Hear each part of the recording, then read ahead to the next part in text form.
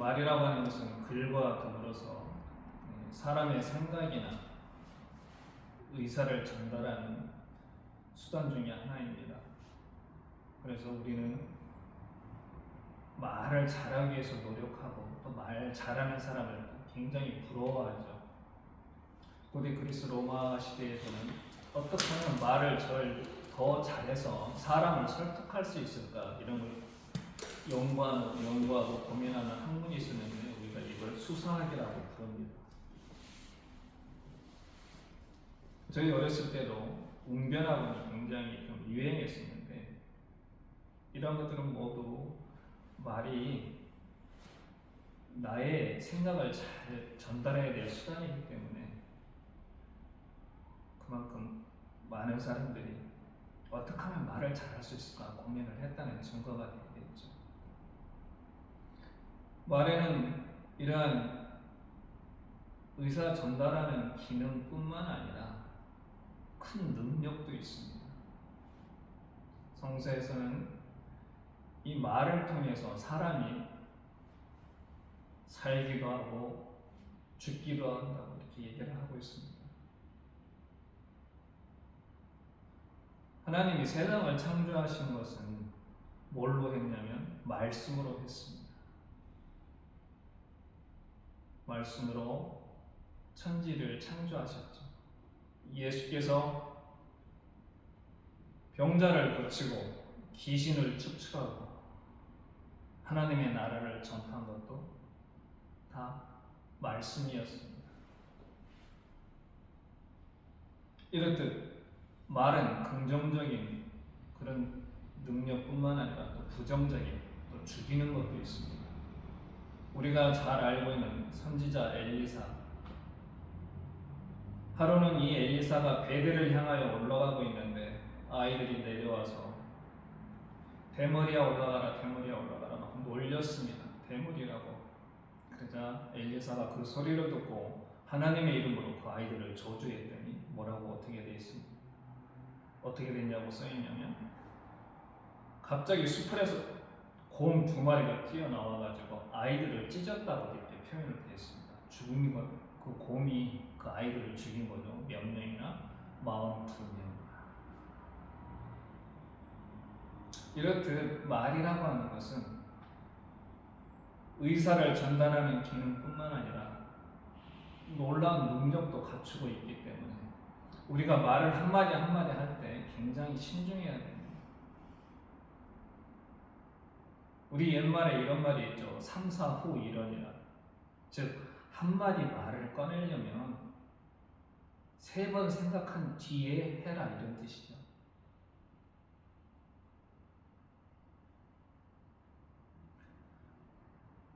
우리는 말을 잘 못해서 즉 말을 실수해서 하나님의 축복을 받지 못한 사람을 알고 있습니다. 그게 누구냐? 에서죠. 에서. 우리는 보통 성서에 야곱이 축복받기로 미리 정해져 있기 때문에 에서는 그 축복에서 죄를 이렇게 생각을 하지만 그렇지 않습니다. 하나님의 뜻은 고정불변하지 않습니다. 아무리 큰 죄인이라도 그가 돌아서면 그를 반갑게 맞아 주시는 분이 바로 하나님이기 때문에 에서도 비록 그런 하나님의 어떤 뜻이 있었을지라도 충분히 에서가 자신의 행동이나 말을 조심했더라면 하나님의 뜻에 맞게 살았더라면 바뀌었을지도 모릅니다. 하지만 에서는 자기가 배고프다 그 상황 하나 때문에 자기가 가지고 있던 장자의 그 명분을 너무 손쉽게 버렸습니다.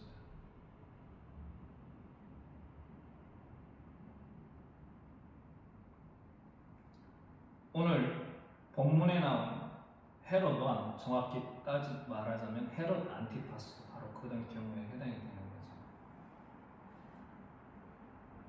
그래서 야고보서 같은 경우에는 뭐라고 되어 있냐면 말을 실수하지 마라. 말을 실수하지 않는 사람이 온전한 사람이다. 전도서에서는 하나님 앞에서 함부로 소원하지 마라. 네가 소원한 것은 꼭 지켜라. 그리고 네 입으로 네 몸이 범죄하지 말게 하라. 이런 식으로 경고를 합니다. 그만큼 우리가 내뱉는 말 한마디 한마디가 굉장히 중요하다는 거죠. 그럼 크리스찬인 우리들은 어떤 말을 해야 될까 고민을 할 수가 없겠죠.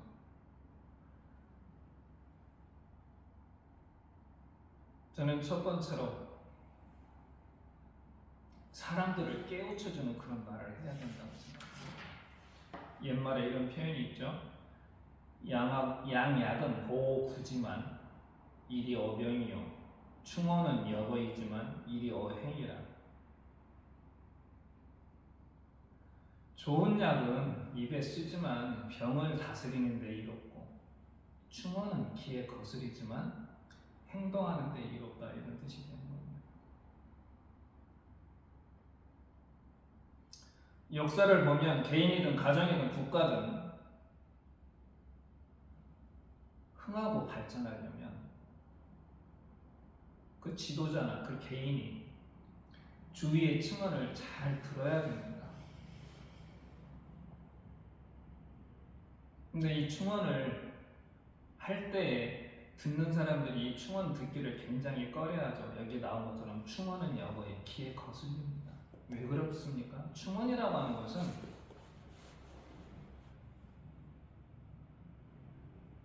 잘못이나 부족한 점을 지적하고 비판하기 때문에 듣기가 거북합니다. 그래서 그런 말을 하는 사람들을 핍박하거나 죽이죠. 역사를 보면 그런 것들이 비일비재합니다. 예레미야도 그랬고, 오늘 본문에 본 세례 요한도 마찬가지입니다. 세례 요한이 뭐를 얘기했습니까? 왕의 잘못을 얘기했죠. 헤롯 안티파스는 그 얘기가 너무 듣기 싫었습니다. 헤로디아도 마찬가지. 원래 헤롯 안티파스의 부인이 있었습니다. 부인이 있었는데 그 부인이 누구였냐면 아라비아에 있는 아레타스 왕이라고 하는 딸이었어요. 그런데 헤롯이 로마에 가서 자기 이복 동생의 부인이었던 헤로디아를 보고 자기를 번처하고 아무런 이유 없이 이혼을 하고 헤로디아하고 다시 재혼을 하게 됩니다. 이 과정이 의롭지 못했기 때문에 세례 요한이 그걸 지적을 한 겁니다. 당신의 행동이 잘못됐다.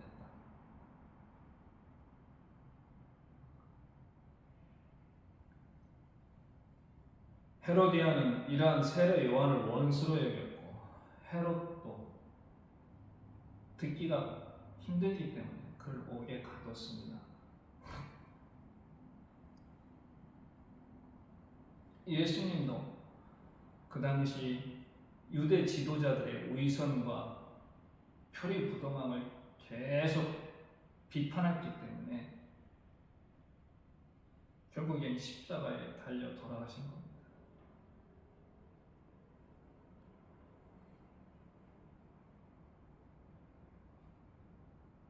구약 시대에 우리가 잘 알고 있는 모든 예언자들도 이랬습니다. 왕이 듣기 싫어하고 지도층들이 듣기 싫어하는 그 소리를 계속해서 얘기를 한 겁니다. 핍박을 받는데도 불구하고. 우리 크리스찬들도 이 시대를 살고 있는 저희 크리스찬들도 실은 지금 경제적으로, 정치적으로, 사회적으로 우리나라가 많이 지금 발전하고 번영하고 있다 보니 그 밝은 면 뒤에 가려진 어두운 면, 사람들이 미처 보지 못하고 외면했던 그런 부분들, 우리가 그런 부분들을 보고 세상을 향해서 얘기를 해야 되는 것들이 바로 그 옛날 예언자들이 했던 것처럼 이 시대를 살아가고 있는 크리스찬들이 해야 될 일입니다. 힘들죠. 어렵고.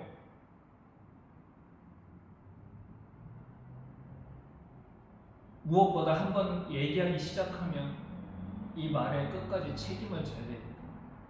더 힘이 듭니다. 그럼에도 우리는 해야 됩니다.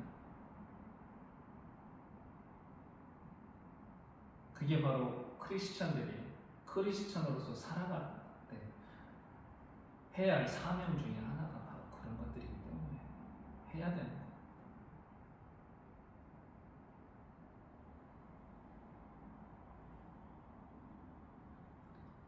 두 번째로는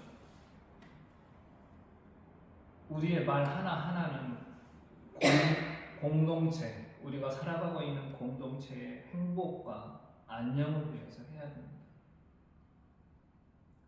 이런 얘기가 간혹 서로 이런 얘기를 서로 주고받을 때가 있죠.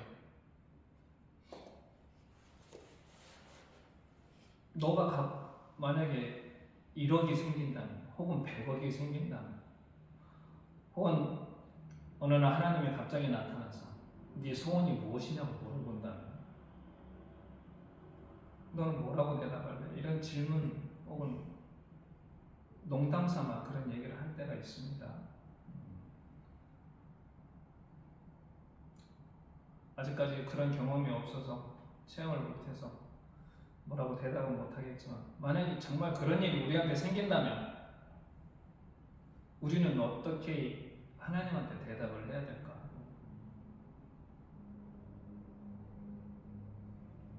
솔로몬이 처음에 왕에 올라갔을 때 1천 번제를 드리고 그 뒤에 꿈속에 하나님이 나타나셔서 솔로몬한테 네 소원이 무엇이냐고 물어봅니다. 그때 솔로몬이 뭐라고 대답합니까? 이 많은 백성을 재판을 잘할 수 있도록 그런 능력을 저한테 주십시오, 이렇게 얘기했죠. 여기서 재판이라고 하는 거는 단지 뭐 사람의 잘잘못만 이렇게 판단하는 게 아니라 백성을 어떻게 하면 잘 다스릴 수 있을까에 대한 그런 바람이 되는 거죠.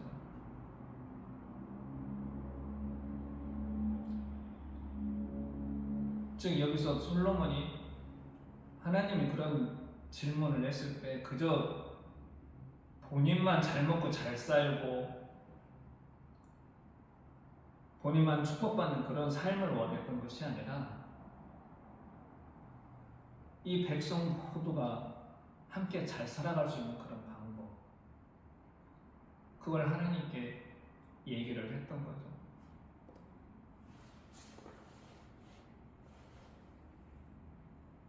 근데 오늘 헤롯과 헤로디아는 그와 정반대되는 그런 얘기를 합니다. 헤롯은 왕이었어요. 아버지를 잘 둔 덕으로 아무 고생 없이 왕이 됐습니다. 적어도 왕이라고 한다면 어떻게 하면 내 백성이, 내가 다스리고 있는 지역의 사람들이 어떻게 하면 잘 살 수 있을까? 고민하고 또 고민했을 겁니다. 근데 오늘 자신의 잔치자리에 헤로디아의 딸 살로메가 나타나가지고 앞에서 춤을 추니까 거기에 혹 빠져가지고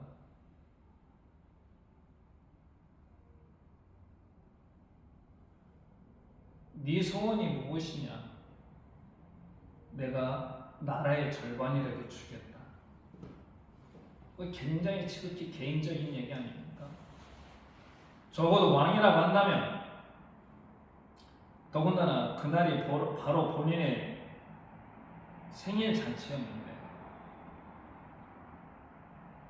거기 초대한 면면들도 가만히 보면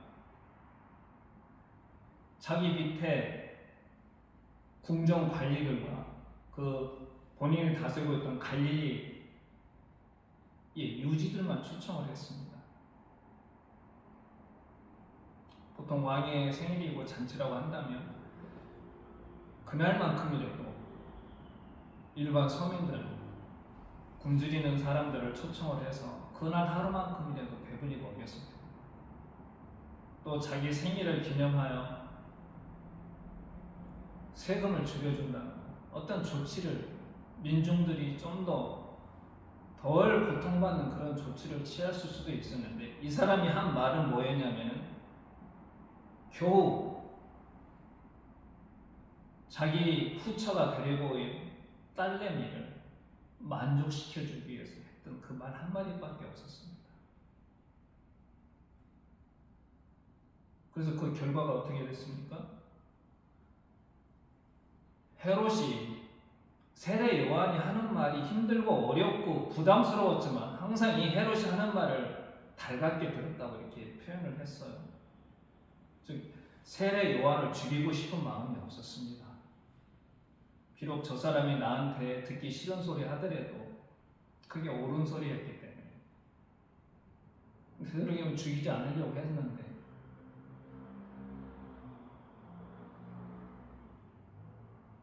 자기가 부주의하게 내뱉은 말 한마디 때문에 세례 요한을 죽일 수밖에 없었습니다.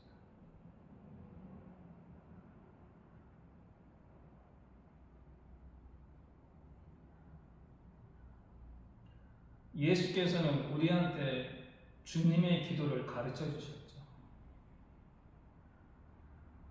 제가 오늘 설교를 준비하면서 그 주님이 우리한테 가르쳐 주신 그 기도를 이렇게 쭉 이렇게 봤는데 거기에 우리라는 말이 6번인가 등장을 합니다. 하늘에 계신 나의 아버지가 아니고 하늘에 계신 우리 아버지여, 나에게 일용할 양식이 아니라 우리에게 일용할 양식, 나의 죄가 아니라 우리의 죄.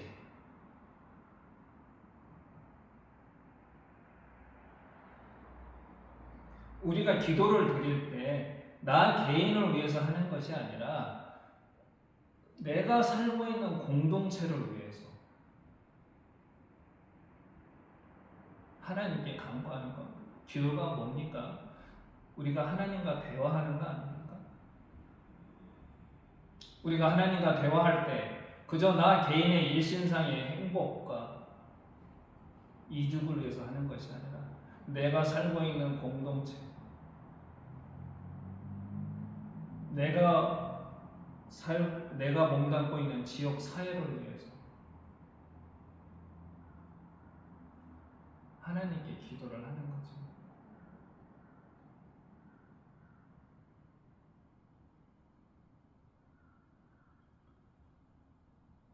예수님께서도 복음서에 보면 항상 당신의 가르침이나 어떤 능력을 행할 때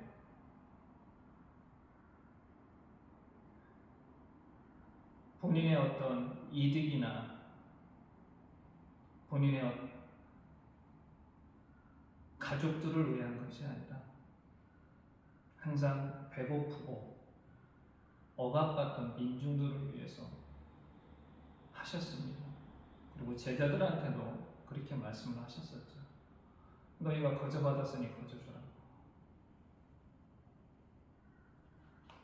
우리도 항상 크리스찬으로서 예수님의 이 가르침을 항상 명심하면서 우리가 내뱉는 말 한마디 한마디가 나 개인의 위한, 나 혹은 내 가족만을 위한 그런 게 아니라 내가 살고 있는 이 지역사회 공동체들, 특별히 더 어렵고 힘든 상황에 처해 있는 그런 공동체들을 위해서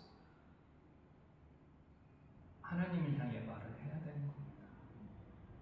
그게 바로 하나님이 기뻐하시고 좋아하시는 일이 되는 거겠죠. 세 번째로는 우리는 항상 하나님의 현존하심과 능력에 대해서 얘기를 해야 됩니다.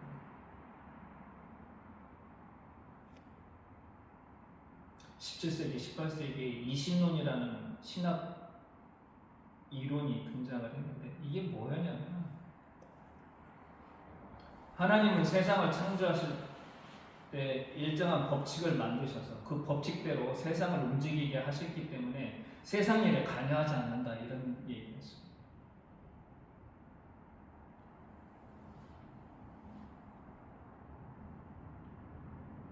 한마디로 하나님은 세상을 만들어 놓고 나선 신경 끄셨다 이런 얘기가 되는 거죠.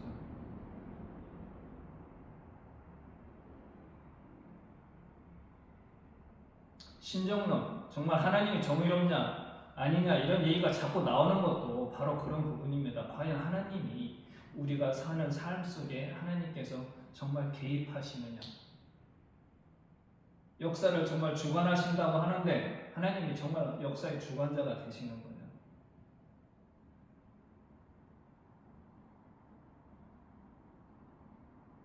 그러나 성경은 하나님이 역사에 개입한다고 분명히 말씀을 하고 계십니다. 창세기 1장부터 요한계시록 마지막 장까지 하나님은 우리 삶 속에 개입하셔서 역사를 하십니다.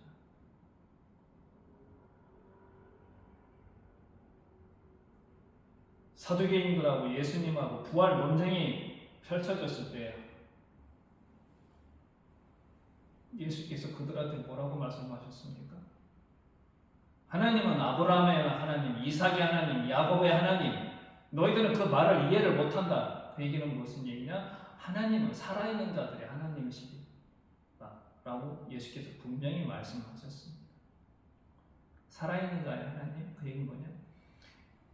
하나님께서는 이신론자들이 말하는 것처럼 세상에 무관심한 게 아니라 너희들과 항상 함께 하신다 이런 되는 거죠. 살아있는 너희들과. 우리는 분명히 세상을 향해 그런 얘기를 할 수 있어야 됩니다. 비록 우리 눈앞에 보이는 현실이 우리의 생각과 다를지라도 우리는 분명히 하나님께서 현존하시는 세상에 얘기를 해야 되는 겁니다. 또 한 가지, 하나님의 놀라운 능력에 대해서도 얘기를 해야 됩니다.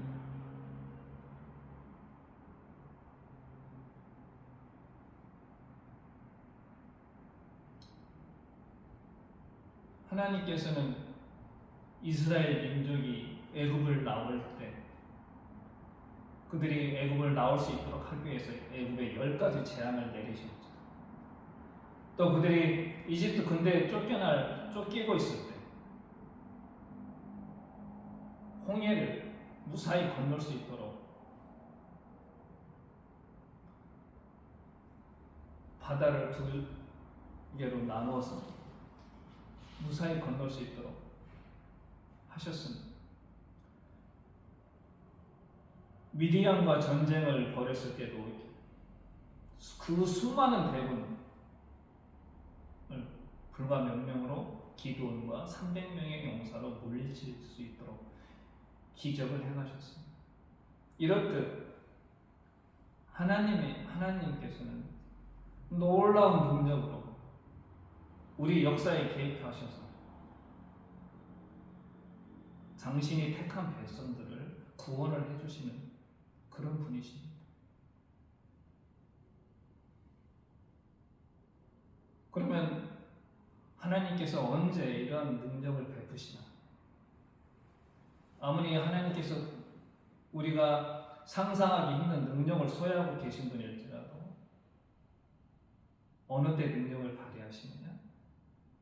간구하는 자한테, 하나님을 경외하는 자한테, 하나님의 능력을 믿고 간구하는 자한테 그런 능력을 베푸신다고 시편 기자는 말하고 있습니다.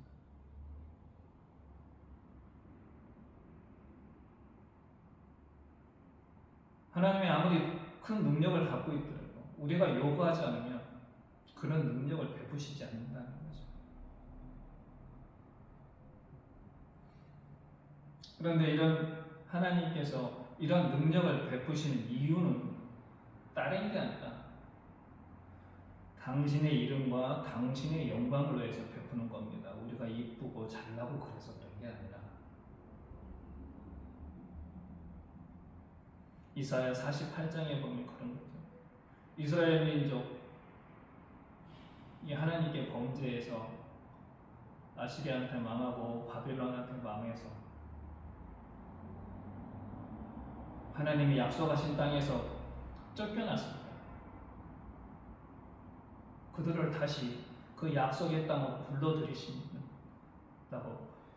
하나님께서 말씀하시는데 그때 왜 그렇게 하느냐고 하시냐면 내가 너희로 더럽혀진 나의 이름과 나의 영광을 위해서 한다 이렇게 표현을 하십니다.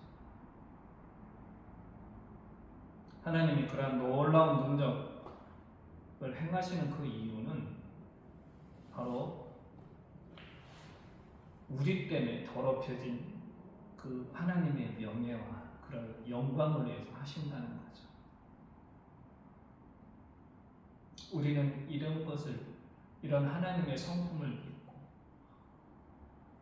당당하게 하나님의 현존하심과 하나님의 능력을 얘기를 해야 되는 겁니다. 세상이 믿든 안 믿든. 말 한마디로 천냥빚을 갚는다는 얘기가 있습니다. 우리 오늘 본문을 통해서 우리는 말이 가지고 있는 그 놀라운 능력과 힘을 보았습니다. 우리는 크리스찬으로서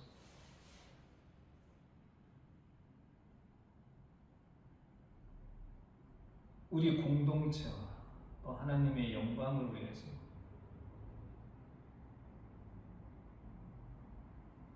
늘 말을 한마디 한마디에 조심을 해야 됩니다. 신중하게 해야 되고, 왜냐하면 우리가 하는 말은 단순하게 내 개인이 하는 말이 아니라 세상 사람들이 보기에는 하나님의 자녀가 하는 말이기 때문에 더욱 그렇습니다.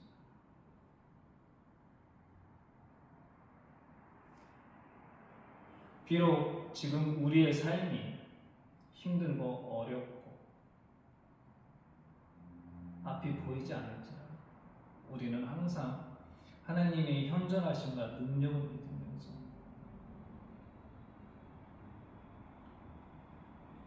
늘 하나님 나라와 하나님의 의를 구해야 됩니다.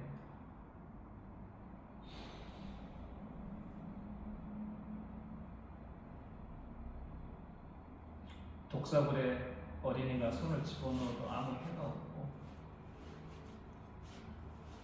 어린 양과 사자가 함께 놀아도 평화로운 그런 하나님 나라.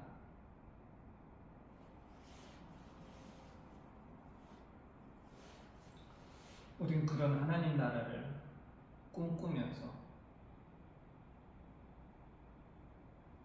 세상을 향해서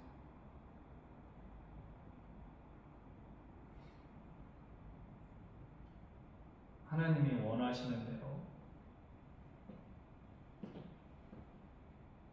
또 하나님이 우리한테 주신 그 능력에 따라서 당당하고 힘있게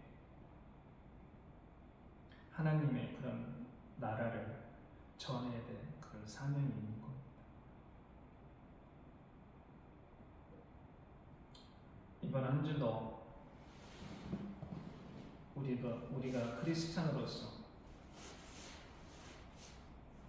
부끄러움 없이 하나님의 이름을 더럽히지 않도록 늘 말에 신중에 신중을 거듭하면서 살아가는 그런 한 주가 되었으면 좋겠습니다. 기도하겠습니다. 하나님 감사합니다. 오늘도 부족한 제가 당신의 뜻을 전했습니다.